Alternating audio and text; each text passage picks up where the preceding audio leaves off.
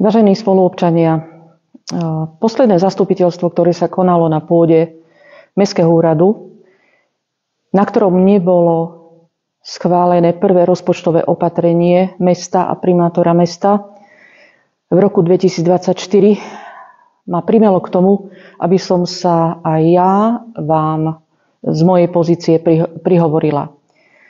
Prvé rozpočtové opatrenie primátora mesta a mesta Bardejova bolo pripravené skutočne po dôkladnom zvážení vedenia mesta, po dôkladnom prejednaní na finančnej komisii, na mestskej rade. Skutočne pripravené do takých detailov, že už si ani neviem predstaviť, aby bolo detailnejšie prepracované, ako bolo prepracované.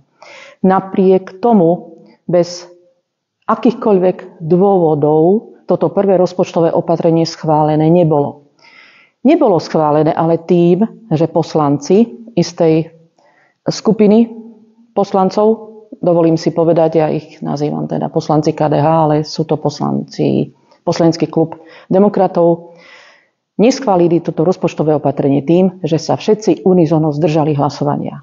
To znamená, zdržali sa hlasovania, čo? Nemali názor? Alebo nevedeli, o čom hlasujú? Nebola znesená žiadna pripomienka z ich poslaneckého klubu, čo sa týka jednotlivých rozpočtových položiek. Nič, jednoducho neschválené. Keď bolo niekoľko prestávok, kde boli vyzvaní, aby zdôvodnili, prečo, aký je ich názor na to prvé rozpočtové opatrenie, aké majú pripomienky. Nič, jednoznačne veľká nula.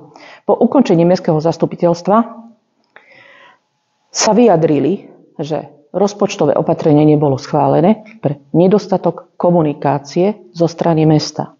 Ja sa rozhodne stávam proti tomu, pretože toto tvrdenie je absolútne bezprízorné a bezpredmetné. Rozpočtové opatrenie bolo pripravené, prejednané v mestskej rade, vo finančnej komisii.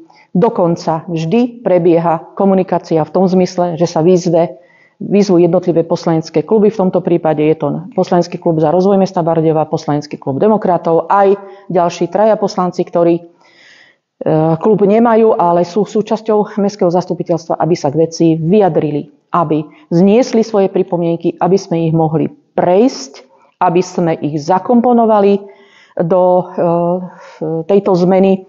Tak sa stalo napríklad v súvislosti s futbalovým štadiónom, stalo sa v súvislosti s dotáciami na kultúru. Takže zmeny sú a boli možné.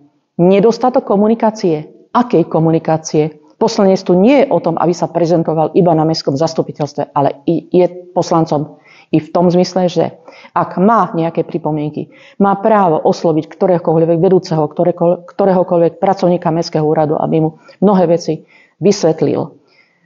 Ja som tu 23. rok poslancom. Takýto zbor poslanecký som ešte nezažila. To nie je o komunikácii. Viedla som toto zastupiteľstvo. Niekoľkokrát som urobila prestávky. A povedať pred zastupiteľstvom s úsmevom, uvidíte, čo bude na zastupiteľstve. Toto je o tom, toto je výkon poslaneckého mandátu. Vážení spoluobčania, ak budete sledovať ďalšie príspevky, uvidíte, že chcú zbrzdiť rozvoj mesta.